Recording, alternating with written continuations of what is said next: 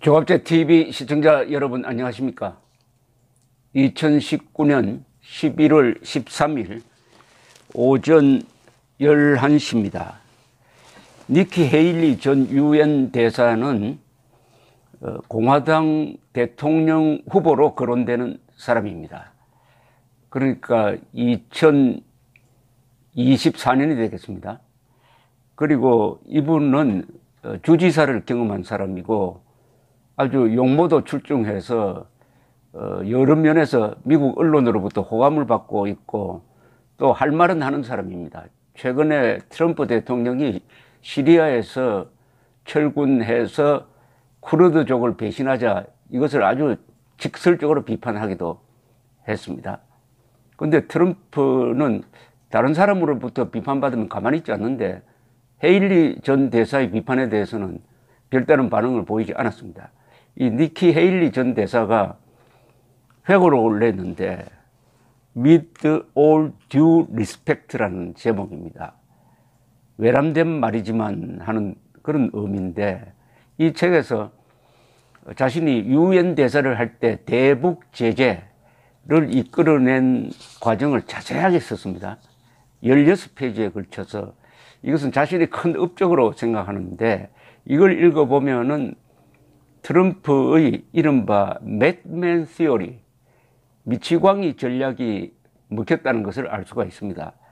이 책에서는 실제로 트럼프 대통령이 헤일리 대사에게 내가 군사행동을 포함한 모든 옵션을 테이블 위에 올려놓고 있어서 내가 뭘 할지 모른다 하는 것을 중국이나 러시아, 북한에 알려주라. 그러면은 협상 카드가 힘을 받는다. 이렇게 충고를 했다고 합니다.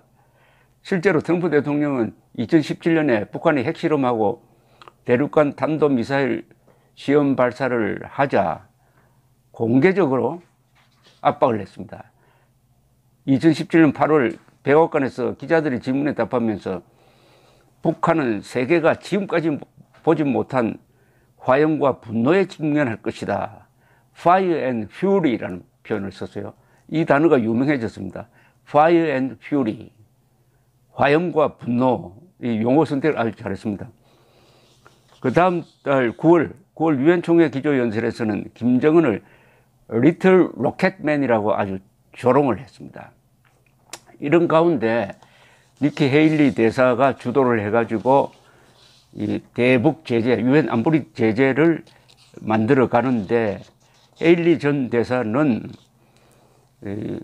키신저 국무장관의 조언을 참고를 했다는 겁니다. 키신저 국무장관은 매드맨 시어리도 효과가 있지만은 일단 협상을 할 때는 상대방 입장에 서봐야 한다.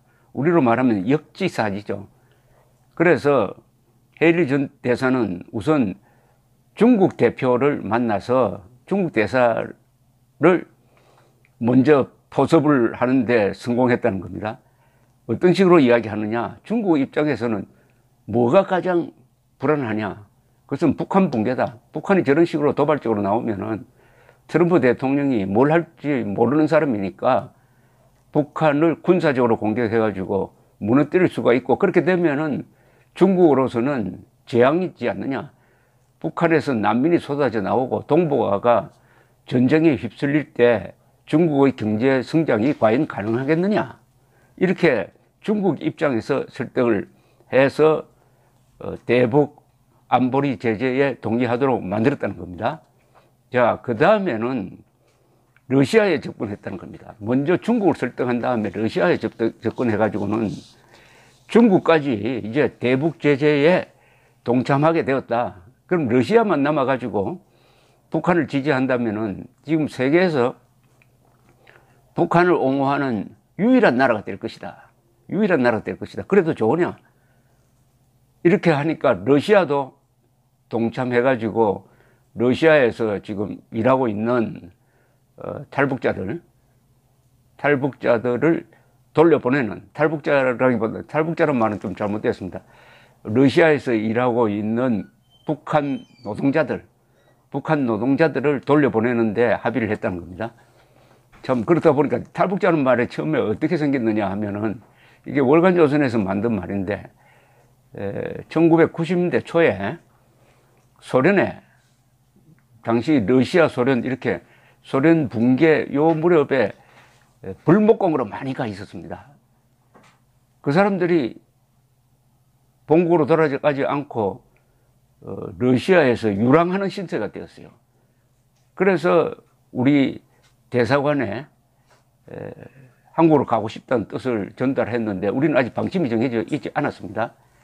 그러다가 김영삼 정부가 94년에 탈북자를 받기로 하면서 그들의 이름을 탈북자라고 부르기 시작을 했습니다.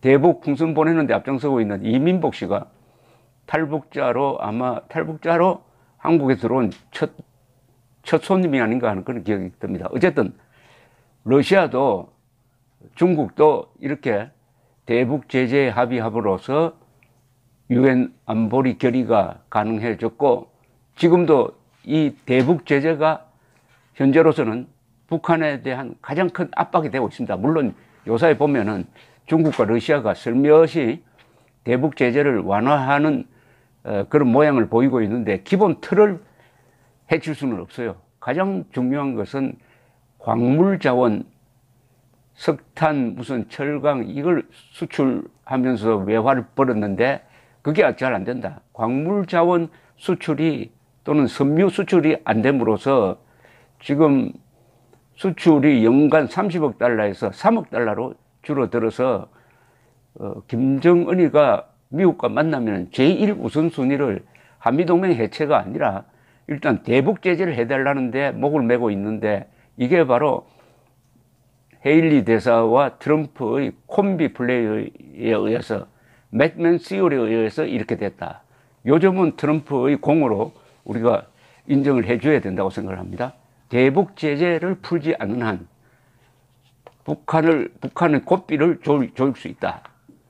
그리고 대북 제재를 해제하려고 하는 노력을 차단해야 되죠. 특히 문재인 정부가 북한에 현금이 들어가는 금강산 관광 그리고 개성공단 재개를 하려고 할 때 이걸 미국이 어느 정도 차단할 수 있느냐가 하나의 변수인데 흥미로운 것은 여기서 매드맨 시어리의 족보를 닉슨 대통령으로 꼽는 사람이 많습니다. 트럼프의 스승이 닉슨이다. 닉슨이 매드맨 시어리의 창시자다라고 하는데 그건 뭐냐면은 어떤 공산국가나 이 전체주의 국가를 상대할 때는 어떻게 행동해야 되느냐 하면은 미국은 어떻게 나올지 모른다. 전쟁을 할지도 모른다. 아주 불안하게 만들어야 된다는 겁니다. 뭘 할지 모른다는 사람이 가장 두렵다는 거죠. 저 사람은 우리가 아무리 모욕을 주더라도 참기만 한다 하면 안 된다는 겁니다. 저 사람은 잘못 건드리면 뭘 할지 모른다. 이렇게 돼야 된다는 겁니다. 근데 닉슨이 왜 그런 생각을 했느냐 하면은 닉슨 회고록에 나옵니다. 매드맨 시어리의 원조는 닉슨이 아니고 이승만입니다. 1953년에 닉슨이 한국을 방문합니다. 방문 목적은 아이젠하워 대통령의 친서를 전달하기 위해서 왔어요. 아이젠하워 대통령은 그야말로 이승만 대통령이 뭘 할지 모르는 사람으로 불안해했습니다. 그럴 수밖에 없는 게 1953년 6월 18일 방공포로를 석방을 해가지고 거의 다 된 휴전 협상을 깰 뻔했거든요.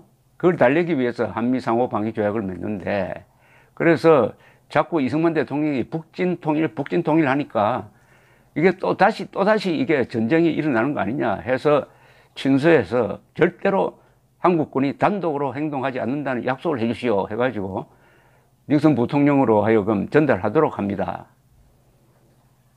이승만 대통령은 좀 골탕을 먹여요. 그 친서를 받고도 아무 답변을 안 하고 헤어졌는데 그 다음날 다시 만납니다. 다시 만났을 때 바로 이승만이 틀어놓습니다. 이승만이 이렇게 이야기합니다. 내가 어떻게 단독으로 북한을 치겠느냐. 그러나 공산국가로 하여금 이승만은 뭘 할지 모르는 사람이다라고 해야 미국이 카드가 생긴다. 미국이.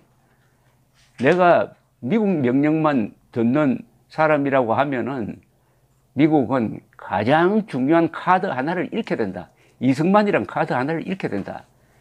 이렇게 이야기를 합니다.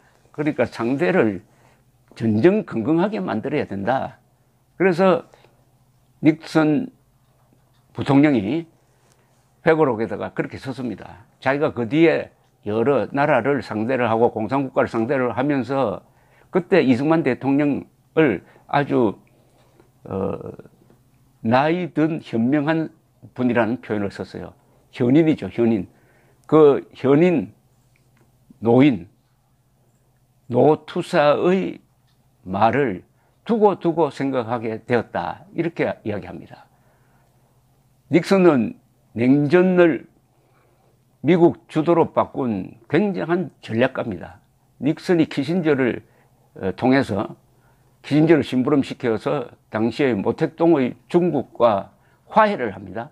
그 뒤에 수교를 합니다만은 1972년, 73년 이 무렵에 그렇게 함으로써 세계 공산주의의 두 축인 중국과 소련을 떼어놓고 중국을 미국 쪽으로 기울게 만들어버립니다.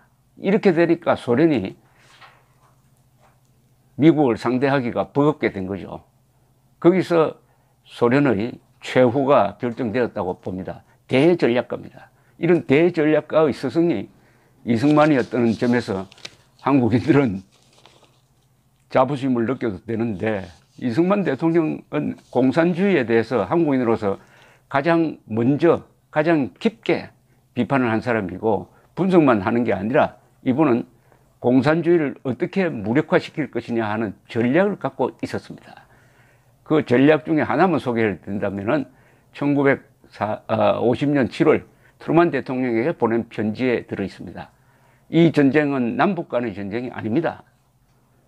사대주의 세력인 김일성 일당과 한민족 전체의 대결입니다. 이렇게 이야기합니다.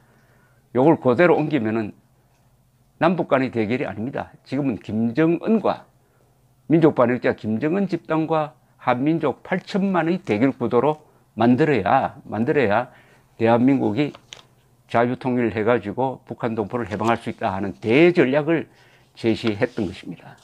니키 헤일리 대사 이야기를 하다가 이승만으로 이어졌습니다. 대전략가는 역시 제자를 많이 두게 됩니다. 감사합니다.